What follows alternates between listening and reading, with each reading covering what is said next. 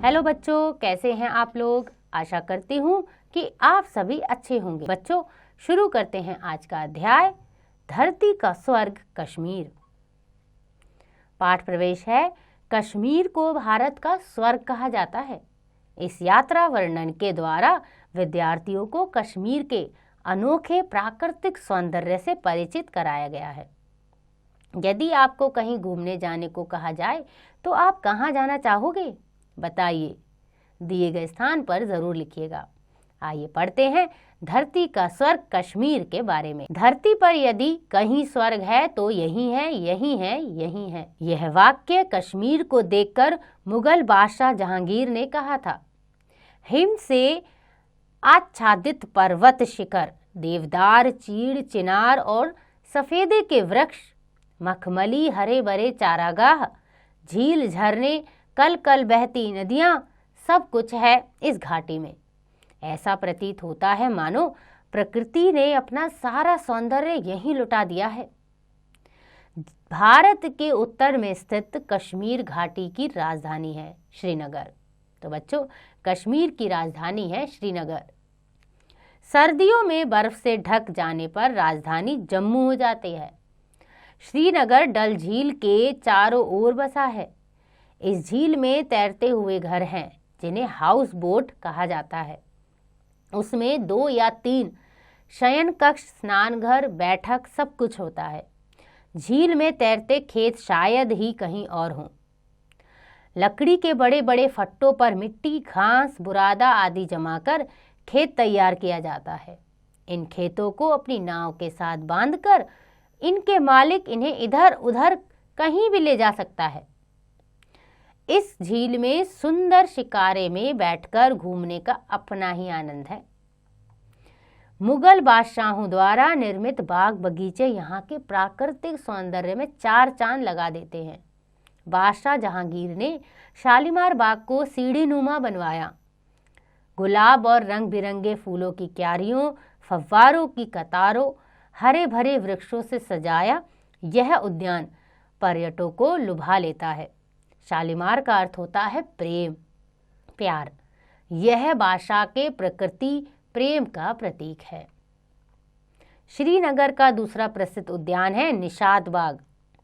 निशात का अर्थ होता है प्रसन्नता यानी खुशी। इसे शाहजहां के ससुर आजफ जहां ने बनवाया था। यह भी सीढ़ीनुमा है, यानी इनमें बहुत सारी सीढ़ियां हैं। तीसरा बाग है चश्मे शाही। चश्मा यानी झरना। पहाड़ों से बहते चश्मे का मीठा पानी इसकी विशेषता है। इन सुंदर उद्यानों और डल झील के अतिरिक्त श्रीनगर का एक और दर्शनीय स्थल है शंकराचार्य मंदिर। यह ऊंची पहाड़ी पर बना है। यहाँ से पूरे श्रीनगर का सुंदर दृश्य दिखाई देता है। श्रीनगर के अतिरिक्त प्राकृतिक सुंदर छटाएं नए नए रूपों में गुलमर्ग, सोनमार्ग, पहलगांव में भी देखी जा सकती है। पहलगांव लत्तर नदी के किनारे बसा है। ढाल वाले हरे मखमली चारागाह, चारों ओर हिम शिखरों से ढका सुंदर स्थल है गुलमर्ग।